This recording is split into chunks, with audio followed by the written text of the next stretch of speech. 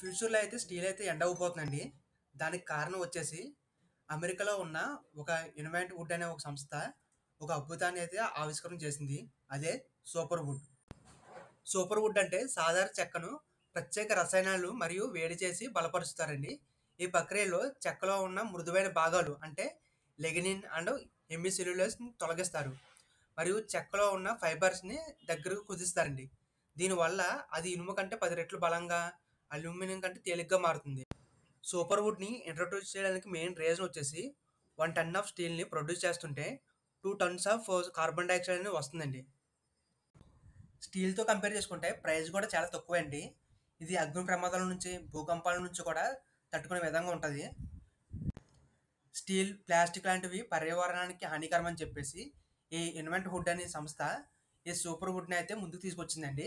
ఈ సూపర్ వుడ్‌ని రాబోయే కాలంలో చాలా రంగాల్లో యూజ్ చేస్తారండి. కార్ల బాడీలో, ఇళ్ల నిర్మాణంలో, ఎలక్ట్రానిక్ పరికరాలు కేసింగ్‌లు ఉంటాయి కదండీ! దాంట్లో కూడా యూజ్ చేస్తారు. భవిష్యత్తులో స్టీల్ కంటే చెక్కతోనే ఎక్కువ నిర్మాణాలు జరుగుతాయండి. Thank you for watching. Please subscribe to my channel.